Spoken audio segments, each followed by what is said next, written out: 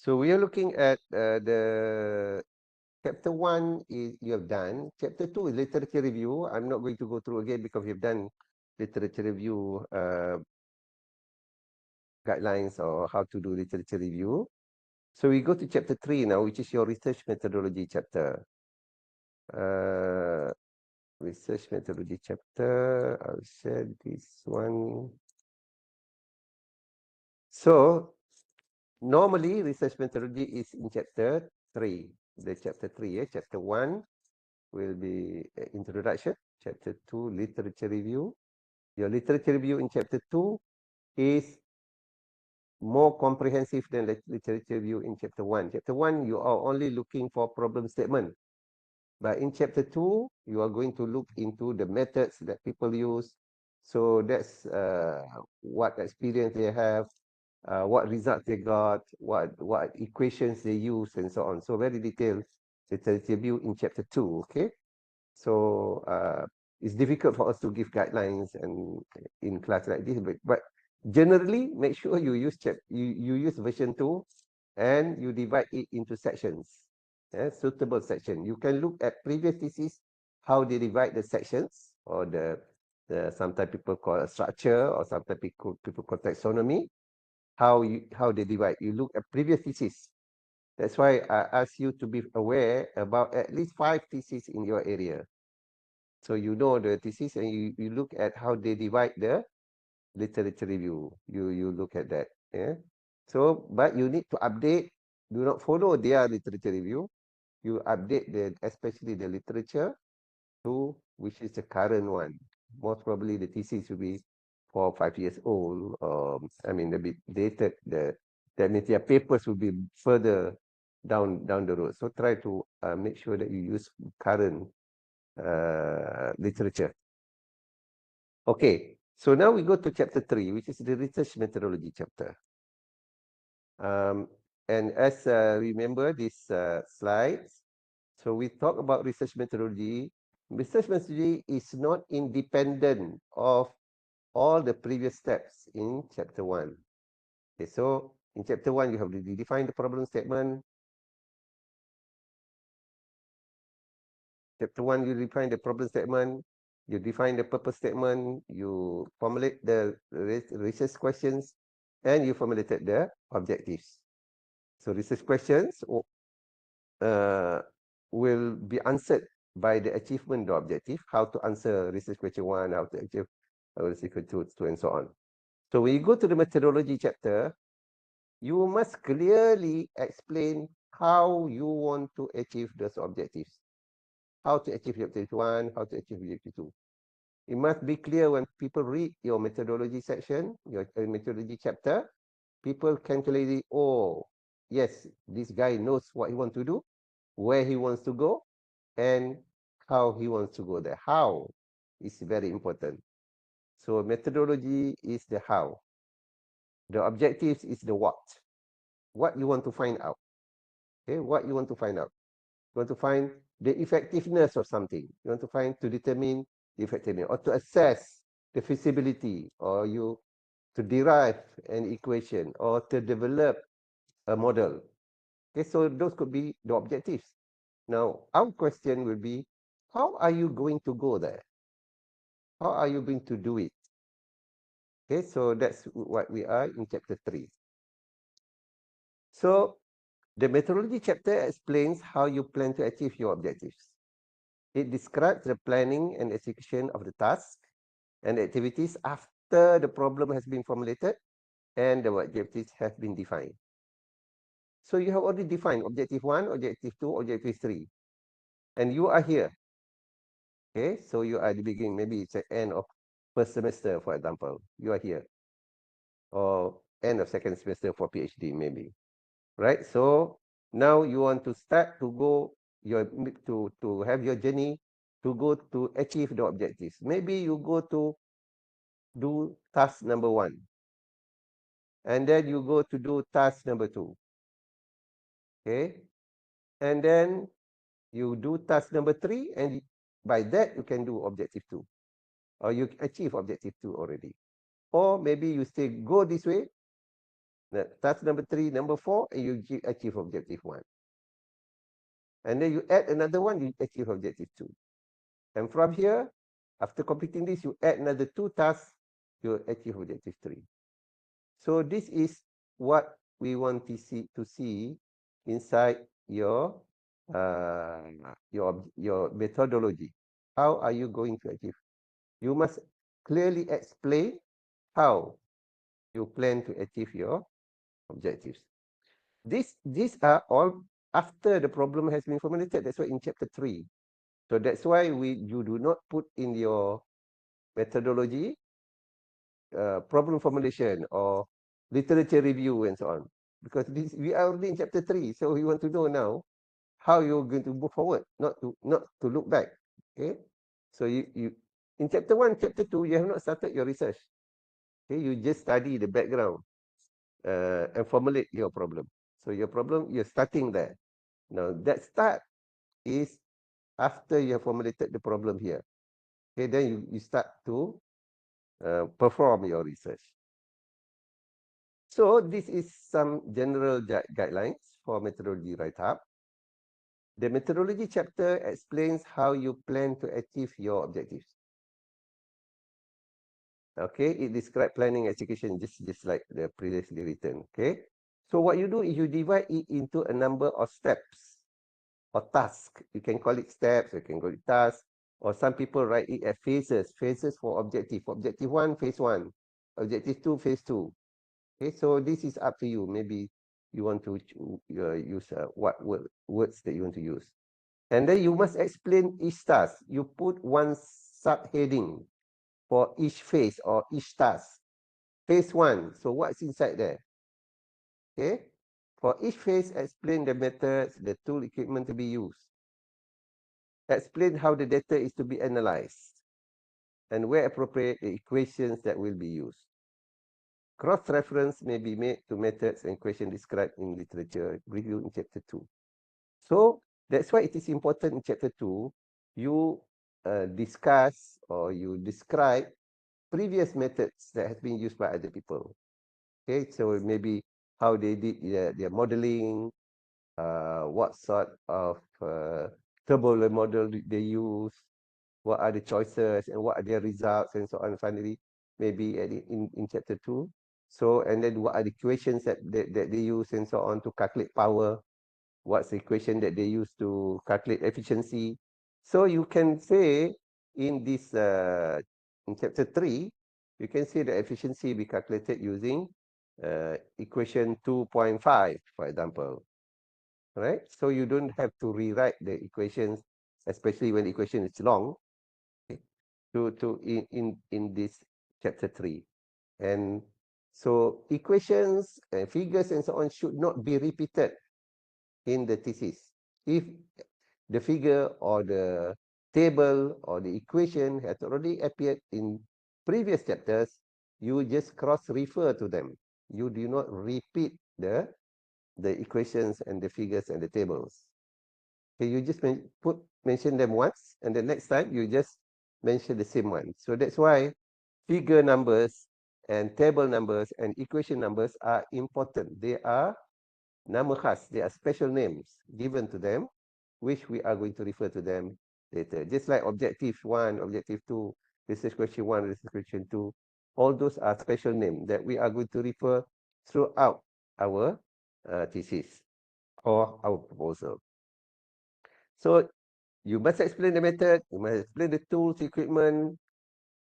If necessary, you put the photo of the equipment that you're going to use, the rig, test rig that you are going to use, the measurements that you're going to take, okay, and then how data is to be analyzed, and equations and so on. So this is what you do in chapter 3. So it must be quite what we call it comprehensive. You must explain it comprehensively. Always provide a big picture methodology flowchart as the first figure in the methodology chapter. Normally figure 3.1. So show the big picture, which is like a summary of this one. Of course, you're going to put the actual green one, what are the tasks and so on. But you must show that these are the things that you are going to show. So that big picture is important. Yeah. The chart shows the sequence of activities and their interdependence. You must indicate on the charts which part, which phase, which activities will contribute to the achievement of which objectives. So which one are going to achieve? Maybe you use colors, maybe you use lines, maybe you use dotted lines, maybe you use boxes, circles, and so on to indicate that this is for objective 1. This part is objective 2, and so on. Then proceed to explain how do you plan to do the activities which will culminate in achieving all the objectives. So this explanation is in text, yeah. And as I said just now, maybe you use we use subheadings, yeah, to explain. You may use more detailed flowchart to explain each part of the phases. For example, I'll just go.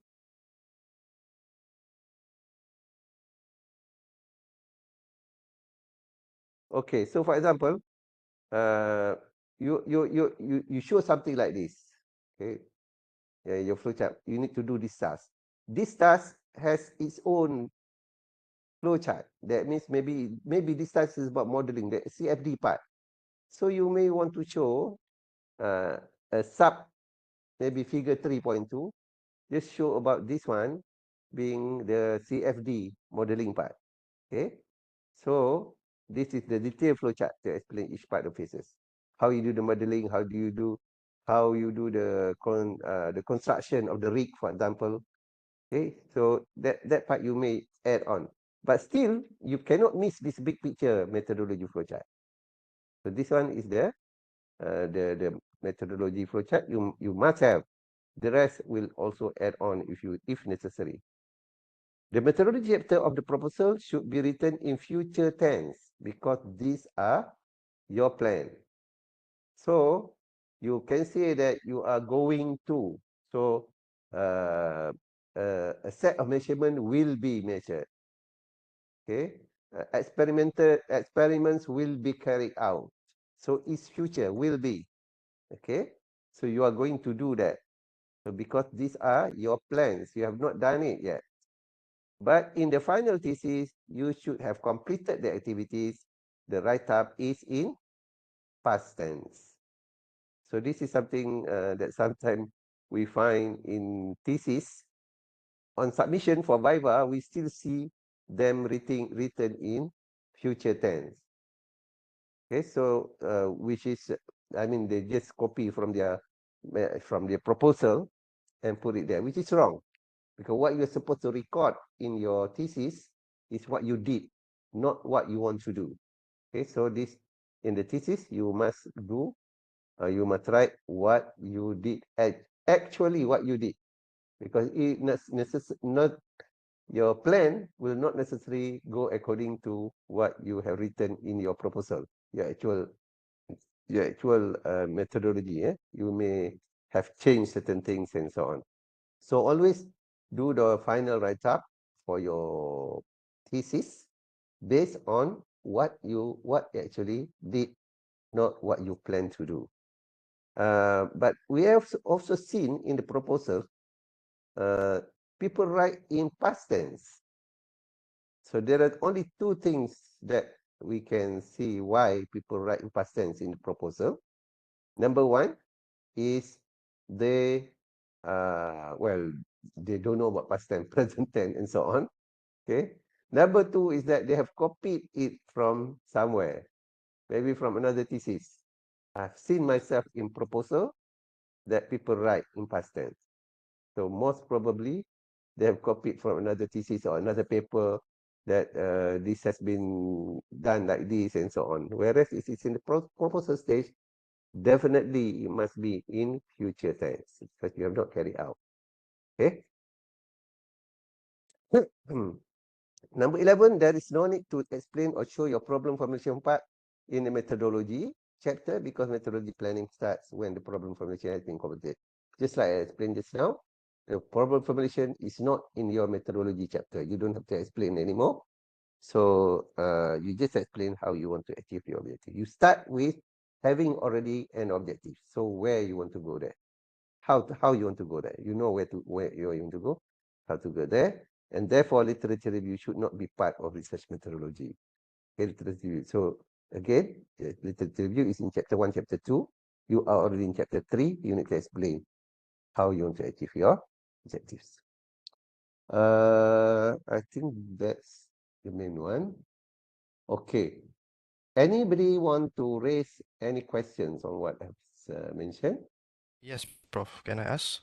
Yeah. Just want to ask for the proposal part. In cases where you already done some of the methodology to get initial data or something, is it possible we write in mix of future and past? Past indicate that we some that we already done, future in the future that we do the rest. Also can, although that is not very not recommended. For me, I don't recommend like that. But if maybe there is no problem, you can explain it properly.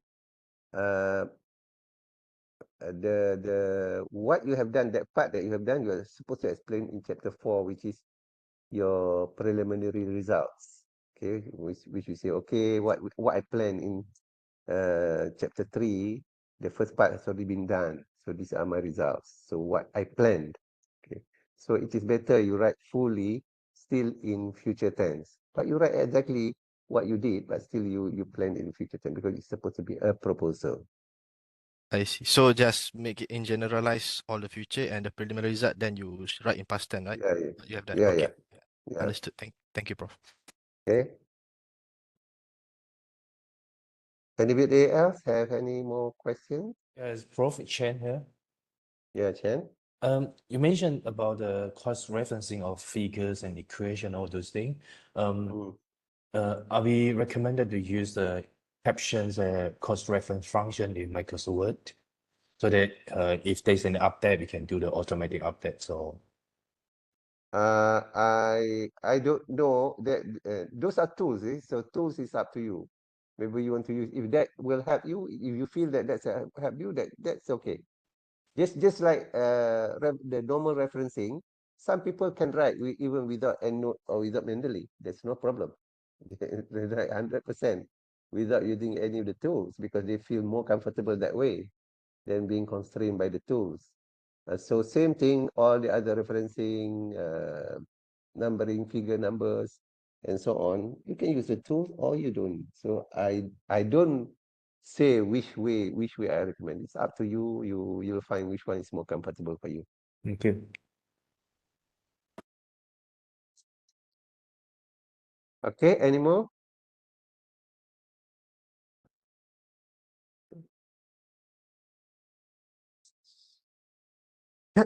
Okay. If then we see some example. Okay, this is some example that I took from some slide presentation by previous students.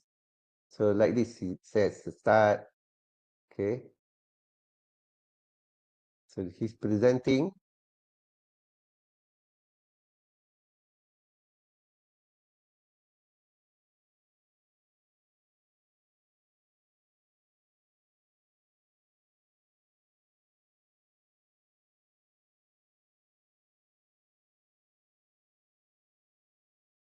Okay. So there are two things I want to mention here. Number one is the way it is presented. We'll have a our final module is presentation, how to make presentation, how to make slides, and so on. But I just said showing to you one example of a student who did his presentation using this kind of animation. All right, so it's an animation how starting from it's a blank page and then finally he populated the whole thing until it become like this. Uh, Later we are going to do that module, but I'm going to mention here at least the first thing is that animation to be used like this. I would say I do not say recommended, but okay, it's okay to use animation like this. Animation in terms of trying to help people to understand the step by step how he is going to do his work. Okay. Um, But to use animation excessively, everything is animated, every slide is animated, then I don't recommend at all. I would say never use animation every slides and every words or every sentence, every paragraph. Okay, so animation is to be used only for a very specific use and purpose, or like this one. Okay, so you can use animation like this to help people easily understand this whole quagmire, very complex way of the methodology. So he explained from step by step by step, okay, from his presentation. But if it is not because of this, I would not say, I would say it's not necessary.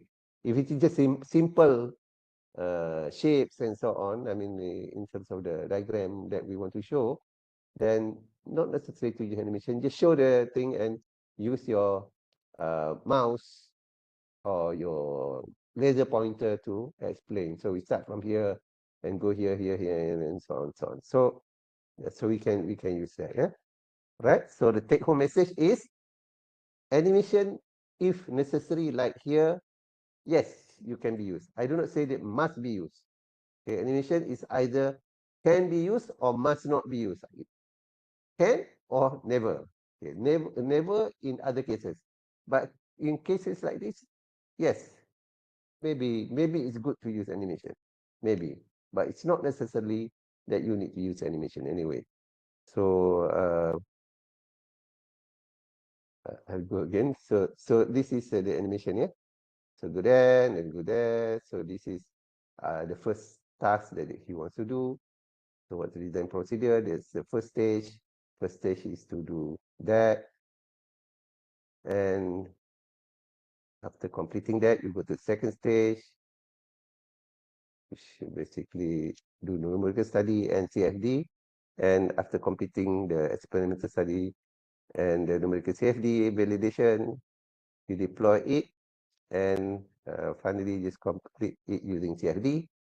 So go to the final CFT and the final stage. So that's basically the how we want to see how he want to achieve the objective. So the stages are all about achievement of the objective.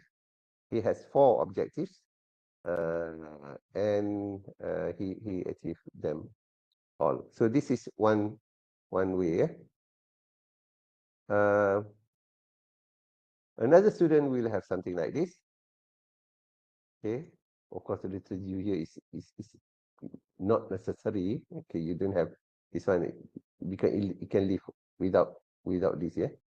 Okay, so so again, disciplinary study and preliminary study research proposal is not necessary here. Okay, you can remove this. This is the problem formulation stage. So after that, you do this, then remove the literature review. So it goes into how he is going to do the numerical simulation. Okay, and how he's going to do the experimental method, and finally verify and get the final report. Okay, here is a more complex one page, everything. So it goes from here, go there, and so on. Okay, so this is one way, showing how the big picture of how he's going to do it. And then this guy has 2 ways. One is phase 1, phase 2, phase 3. Phase 1 to achieve objective 1, phase 2 objective 2, phase 3 objective 3. So achieving this will achieve the aim or the goal or the purpose of the whole study. And these are the phases. To explain the phases in one big picture like this. So this is phase 1, objective 1, phase 2, objective 2, and phase 3, objective 3. So again, we see how it's explained how the each objective, what are the activities or the tasks that are involved in each part of the phases or in achieving the objectives. Okay, here's another one. Here's another one where we have research methodology. So you say again phase 1, phase 2, and phase 3. Okay.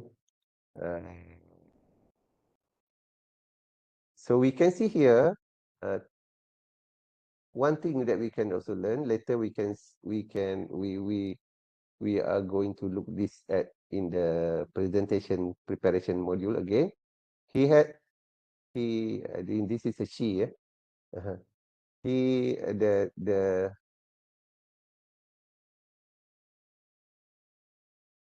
top part here, okay, introduction, problem statement, objective, scope of research, literature review, research methodology, results discussion, conclusion, and future work. So this is a Viva presentation, and she has this what we call like tabs like this. So when she's presenting the introduction part, the introduction become red. When she goes into problem statement, objective, scope, research, literature review, and so on, become red. So now we know that she is in the literature review chapter.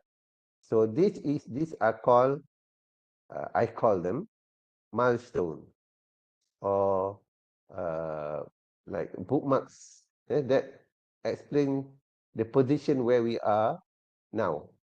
Okay. Otherwise, if you do not have this, we don't know which. Sometimes like this, we can see that this is methodology, but sometimes you see slides that we do not know whether is she still in literature review, or she's already in research methodology, or where. So like this is more like bookmarks or a milestone that will be able to guide the audience. That okay, she's about to finish now. She's gone to intermediate. After that, after that she finished. All right. So that's just draw your attention to what's written up here. But the thing is, again, there is a phase 1, phase 2, and phase 3. So this methodology is important. And the to show the achievement objectives. Yeah. Okay, another one. This is figure 3.1. This is maybe from the literature, from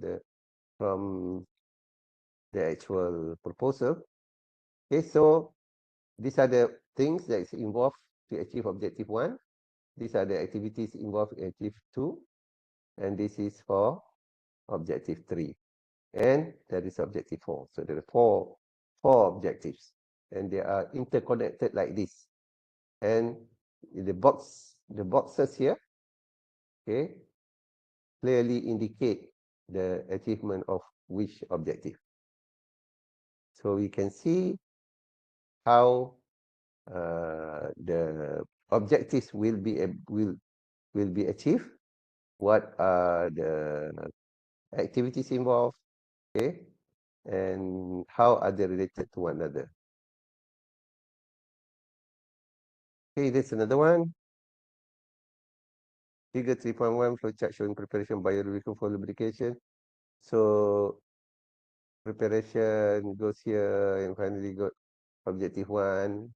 This is also part of objective 1 as well. Objective 2, objective 3, objective 4. So of course, like this one is a bit, they need to explain a lot of things here. But still, in one figure like this, we can see already how all the objectives will be able to be achieved. Okay, anybody want to comment on any of the flowcharts? Hisham? Yes, Prof. May I ask, it should be in one figure only, or we can divide in 2 pages if the flowchart is big? It is possible. If it is possible, put in one page. If it is not possible, of course you can continue. Sometimes they write A at the bottom, and then they have the next page, they have A, and they continue. Okay, so there's no problem if you need to use 2 pages. Okay, thank you. Okay. Any more comments, questions, Abud? Yeah. The first thing I think, first answering Hisham, maybe sometimes you have to do it in landscape page. It's not. Okay. Yeah, it will give you full space. Mm. The second thing, Prof, is it recommended also to do a flow chart for literature review? Because sometimes, What? can we also summarize the same way using flow chart for the literature review as methodology? Is it recommended? No, okay. When we do literature review, maybe I need to explain a bit later. Literature review, you can use flowchart, or you can use tables and so on. Okay, whatever way you do, it's okay. You as long as they will help people to understand better. So those Okay. are more of things that will help people to understand. But I need to warn you that flowcharts and table do not talk or do not speak. Okay, so you must explain them in text. Okay. So that means that if you have a summary inside a table, a summary you're using a flowchart, or like you want to show chronology of certain development of knowledge, yeah, Mm. field knowledge, then you put there, okay, for example, maybe that is figure 2.5, development of the development of the technique since maybe 1960s, yeah, until now. Okay. So you show a certain progress. Yes, the chart is good, yeah, but you must have a paragraph or a few paragraphs explaining the chart, Okay. because the chart do not speak, yeah. So that's Okay. important. Thank you, Prof. Okay, any more comments, questions? No? Okay. Yep. Notice here. Yeah, I Nuris. see that some of the flowcharts they have like a detailed explanation on a stage sometimes. Mhm. Yeah. So is it okay if we use like keywords as long as Yeah. Yeah. and It's the okay like this one, like just this one, some yes. keyword. Yeah, this Yeah, is they are this is using a keyword. keywords. But in their explanation, they are going to explain each one. This is 2.1, derivation of wave period from satellite altimeter. So a paragraph about that. Okay, comparison and validation, how they are going to compare and how they are going to validate and so on, they're going to explain. So this is just to go, just a framework of what they want to do, but the explanation is given in every subsection that's related to that. Okay. Okay, Afiq? Is it necessary to follow the shape of flowchart? For example, the rectangle for process or the diamond shape for the decision, or we Yeah. can use anything. Uh, okay, from my point of view, if I'm if I'm the evaluator, I'm not worried about that. I just want to know how you want to go, okay, how you want to achieve. But some people are very particular, so I think try to stick to, like this one, for example, there's yes no, so the yes no there and so on. So these are decisions in diamond. All right, so maybe it's best to follow this, but for me, if you come to me, I'm not worried about it. I just want to know how you want to go there. So that's important. Okay, so it depends on the evaluators actually, and so try to stick to this then, if possible. Okay, any more? Yeah, Professor. Yeah, Uh, Sean. I'm in my plan. Is it based on the research step, and draw a flow chart? Can you repeat? Is that The is that a question? methodology. Is that a question you're asking? Mm, It, I mean, if I can make improvement using someone else the methodology. What I can understand from your question is that can you modify from other people's methodology, something like that? Is that right? Mm, mm, in I mean the methodology it's the first you must ensure the research step and research step link up, then draw a flowchart. Is it right? I don't quite get what your question is, but research step linked to flowchart. Of course you must decide first what are the things that you want to do to achieve objective one, and then you need to show that on the flowchart. Which one you do first? After that, what you do? Do you do at the same time? Maybe certain things are parallel, certain things are in series. So we just want to know that you really understand where you are going and how you're going there. As long as you can show that, you are okay. Sometimes we may have low idea. Can we make improvement using someone else? Yeah, of course. So that's why I said. But I want to know the improvement must be what or how cannot be considered the copy. No, there's no problem about copying other people's method. In fact, if other people's method are all validated and so on, you can use them. So your contribution is not based on the method that you use, okay? But it's more of the output that you come up. The output you come up is must be something new, must be something that is contribution to the knowledge. But how you go there, maybe you use exactly the same method, but you apply in a certain different condition. Okay, there's no problem. For master's level, definitely that's allowed. If do this, maybe the article, maybe the level will be low. The level below. How to? The level will be low. What level? We must sometimes we may create a new methodology. No, so this is methodology of research. Methodology of research is how you are going to achieve your objective. But if you're developing something, you must develop something new, of course. Okay, you're developing something new, you're achieving something new, you're generating something new, and so on. But how you do it, you use the same equipment that they use, the same equation that they use. Yeah, it's okay. Okay, to calculate certain things. A new methodology, if we gave a high score. No. We don't count your novelty and contribution based on your methodology. Okay, so maybe some research is meant to develop new methodology.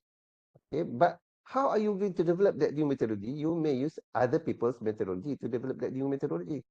So that's no problem. You develop new equation, you develop new maybe a graph correlation and so on. But the method that you use, still you use the same tools that they use, equipment that they use. They use wind tunnel. I'm going to use wind tunnel. So of course I'm going to use wind tunnel. The way we use wind tunnel is similar. Everybody is using the same, but maybe because your model is slightly different, you change how it is going to be fixed inside the wind tunnel. So that's something new. But that your research is not developing a method to how to do experiment. Okay, because your research question is not going to develop method to use the equipment. You are going to get new performance. That's something. So the method, many parts of the method is very similar. I mean, the parts, the tasks and the activities that you do, but your interconnectivity might be different between the various parts and the various activities. But if you take single activities, it could be still just different. Just measurement of performance, okay, measurement of torque. So you need to use other people's method or what people suggest in terms of measurement of torque, for example. There's no problem about that. Oh, thank you, Professor. Okay.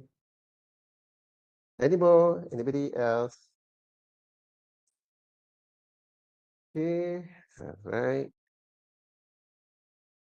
Go on. Okay. This. So this is an example of for each one of the phase, we write something like that. Of course, we need to have figure a bit more better, but the figures and so on need to come inside here as well. So you need to explain what is, for example, phase one, experimental studies of circulating behavior in diverging T junction. Okay, so phase one. So that's one of the boxes. So they explain the boxes. What you want to do, how you did it. A minimum of 3 fabricated T junction model will be tested with different flow ratio, and so on. Figure 1, this is in figure 1, show preliminary numerical results. And the phase 2, characterization, onset, flow expansion, numerical modeling, how it is going to be done, and so on. And to identify. So the explanation for every item must be explained in a bit more detail, yeah. So like this one, for example, for each one, 1.1, 1.2, 1.3, 1.4. Okay, and then later 2.1, 2.2, 2.3, 2.4. So each of the items is explained. For example, here using the half form obtained, time and pressure can be analyzed by using theoretical formula. The location under the hull needs to be determined. These are very important to identify, and so on. The computer simulation be carried out using what? Using CFD software. And 2 workstation will be upgraded for this purpose. To obtain real data, field trial will be conducted, and so on. So each item, the one you need to develop into subheading like this, and explain what needs to be done. Okay, so I go a little bit more. This is a general guideline for CFD. Many of you I saw are going to use CFD or some form of numerical methods, yeah, computational numerical methods. One thing is that computer method must be verified and validated. These are because they are tools. Okay, they are tools. And then we have verified and validated. Okay, what's the difference between verification and validation? Anybody want to suggest what is the difference between verification and validation? Anybody have heard or see the difference? Albert? Yeah, but it's actually based on my master studies I did in safety. Uh-huh. Actually, the verification, what I understood, because CFD itself, for example, I was studying turbine methods. So there's several methods in CFD. So you have to verify which one it will be suitable for your study. Not every method can be suitable for accurate result. And the validation, as you know, Prof, we are doing numerical, so we have to validate whatever we are doing in experimental work. So the verification is based on the same field inside all the methods which CFD offer, and the validation, no, it's between the numerical and the experimental. Yes. Okay, right. Thank you. There's some ideas there. Anybody else has any comment on verification and validation? Okay, so Me, yeah, go ahead. Prof, in short terms, what I understand is the verification is to check, validation is to pembuktian, means that is actually working. That's like to check. First, verification is just to check, but validation to make sure that it is working. But validation, if it is working, but it's producing different results, I mean result which is not true, then it is also not validated, right? Correct, yes. Okay. So verification is basically to make sure that it works. Actually, validation to make sure that it works and produce the right results. So for it depends again on your own or commercial softwares, because some of us I'm not sure this round in your group there are people using OpenFOAM, for example, and some people previously have also used Visual Basic or C++ and so on, using uh, MATLAB, basically using your own coding, okay, to develop a certain numerical methods. Okay, so if you do that on your own, you write your own codes, yeah, then you need to verify that it is really running as it should be, as it is expected. That means, for example, you have already a flow chart, and then you must make sure that whatever that you have planned in the design of the software is being used. It is actually has been properly incorporated inside the software, and it can run properly as expected. So that is verification. You verify that it has followed the specification that you specify. You say that it must have this, it must, all those, for example, the if loop and so on, everything is running okay. So that's, you just verify that it's running okay. Okay. Then the second part is to validate. Validate means, yeah, it runs, but it gives a value. How do you know that this value is the right value? Okay, for example, you make a software to calculate the force or a pressure, okay, pressure on a certain underwater body. So you get a value. For example, the value may be 5 Newton per meter square.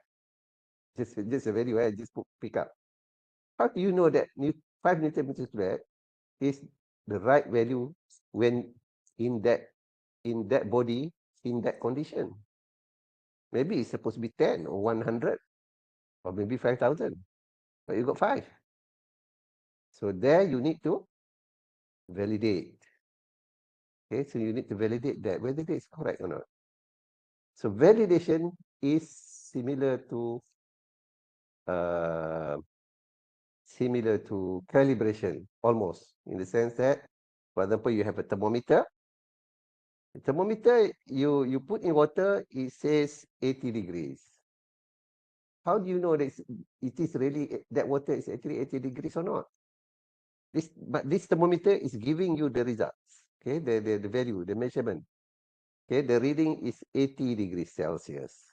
How do you know that this 80 degrees is really representing that water that is there, sitting there? So you need to validate the thermometer, the process which we call, for equipment, we call it calibration. Okay, calibration, that means that we put 100 degrees water, steam, hot water, boiling, then it is with 100 degrees. We put that same thermometer there, and if it is reading 100, then we call it, that's validated. Okay, so that's how we do it. So same thing like computer software. We must make sure, because I need to stress this, because we have seen some people are not very robust in making sure that the software that they create is well validated. First, cost verification, make sure that everything runs according to what is planned. It runs according to plan. And number 2 is the results are validated. So there are 2 parts to validation for computer software. Number 2 is, we call it grid independent studies. Okay, which is again compulsory. I need to stress on this. During Viva or during proposal, I always ask this. If you do CFD, there are people who are already in the advanced stage of the studies. When I ask, did they do grid independent studies? They did not. Okay, grid independent studies. And the other one will be the valuation using experiment. Okay. So what we mean by grid independent studies? This is an example, for example, because grid independent studies is when we do this is mesh cell count million. So this is 200,000, this is 270,000, this is 1 million. Okay. So that means in one particular area, we have 1 million mesh size, which is very fine, yeah? Compared to this is 200,000. And this is already 3 million here. Okay, this is 3 million here. Okay, so the thing is, if somebody do not do any green independent studies, then you start from here. They run at 200,000 and they got this result. They say, yeah, I've got the result. So they assume that this result is already correct. Whereas in numerical methods, normally the smaller, generally we believe, the smaller the mesh size, that means the more the cell count, or more cost, I mean less number of cell, more coarser the cell become big, then we say, generally we say it's less accurate compared to more fine mesh. So we go to the right, we have fine mesh. We go to the left, coarse mesh. And coarse mesh normally, generally we say less accurate. To the right, we say generally will be more accurate. But we have a problem if we have too many mesh size, we have a problem of computing power. You need a lot of computing power to run 1 million. Okay, compared to just to run 200,000.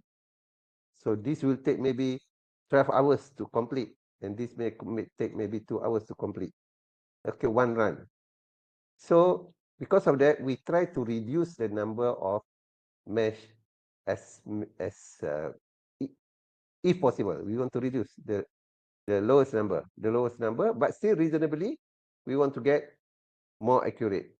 So one way of testing that is to use the grid independent study. Okay, so which is like this one, for example, the test at 200,000, 270, and so on, until you come to something which is almost, this is not exactly this, still not steady. It's somewhere here, it's only steady. Okay, so we see that if we accept this initially and we say we did not do all this, and we were to accept this as the correct results, then we are going to be in trouble, because this is to be uh, it's not going to be correct, because later as you increase the mesh size, has higher value here, the air velocity, but here will be less. So always we try to get as accurate as possible, but still we don't want to go to too high mesh size. So this is the first thing that you need to do. If you do use CFD, computer software, anything, the first thing you need to check this. This is not without doing any experiment. This is just experimenting within your software itself.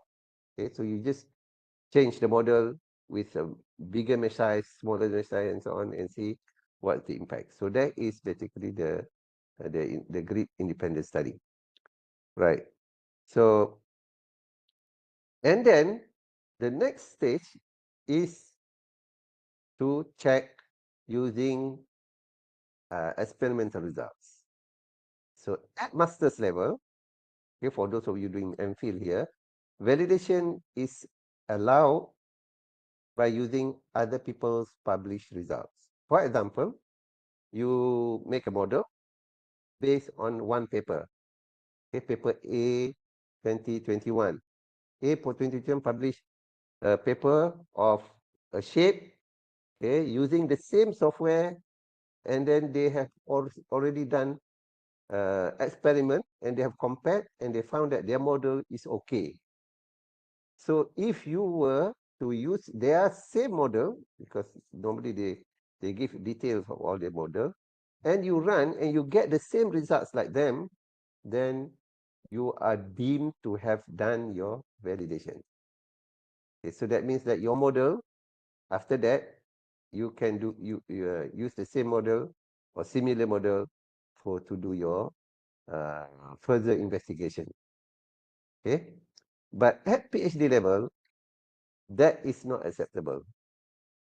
Okay, so at PhD level, validation is to be done by conducting your own experiments. So that is the only way that we can say that yes, you have validated your model. So these are the two levels between the master's and PhD level validation of CFD. And then I need to mention also, for any set of results, always be a skeptical outsider, ask questions. You always ask, why is this? Is this the right? Is this right? For example, like if you remember John's bread making experiment. So he has the 2 points, okay, between what, 70 and forgot already. So we need to ask whether is this really the final results? Okay, is this the right results? And so on. So we need to do that. Always be skeptical, especially if you use CFD. You must always be skeptical whether this is the right results. So sometimes we see results when people calculate things, and finally they got the result and they straight away plot everything. So they plot everything. When we ask, is this the right answer? For example, they plot coefficient of performance. Okay, coefficient of performance of turbines. Okay, in certain cases, the coefficient of performance should never be more than 60, 59%. Yeah, bad limit for a turbine that is fully immersed inside a fluid. You cannot get beyond 59. So you get your result above that, you get 80% and so on. Of course, you need to question whether this is correct or not. Okay, so and sometimes you get certain outliers. Outliers mean you have a graph, okay, and suddenly you have 1 or 2 points which is outside the main line. So you have a main curve and you have 1 or 2 points which is outside. You must ask whether these outliers are really outliers. That means there was certain mistake in doing it, that you get those graphs, or they are really actually the actual value, such that the graph is not what you expect to be very smooth. At that point, you're supposed to be like a king. Yes, so that is also possible. So always be skeptical in asking your results. Okay, this is another example. The other one is, I see some people when they write to identify the best shape of an attachment to, for example, to a turbine, or to identify the best performance of something. Yeah.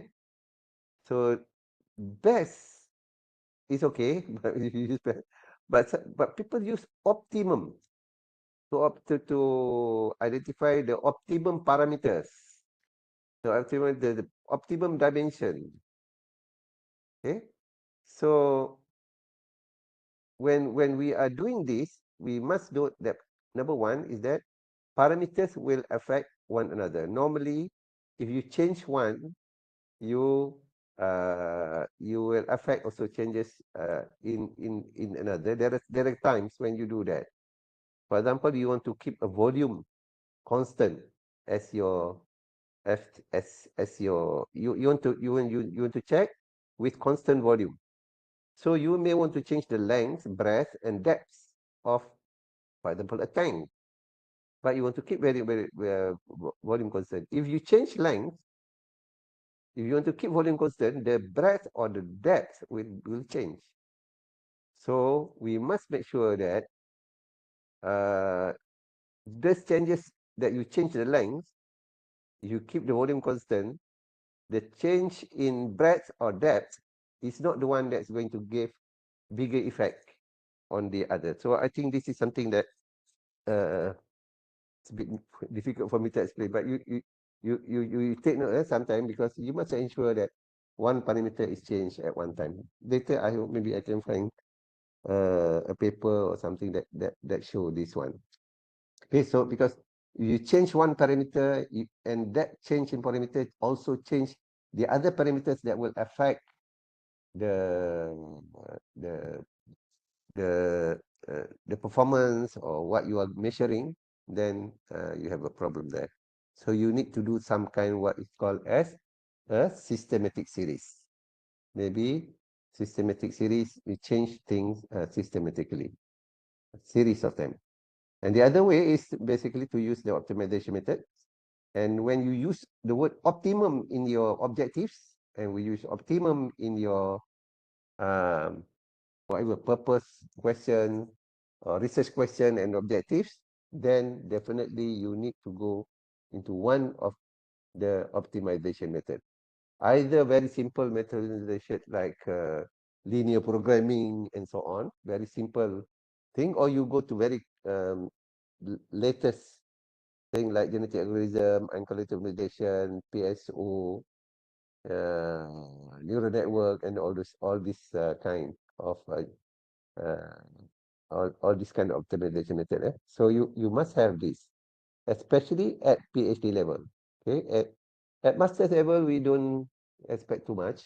Okay, we don't expect too much, but at PhD level, when you talk about optimization and so on, then you need to come up with this kind of more comprehensive and deeper analysis of the results. Okay, so I think that's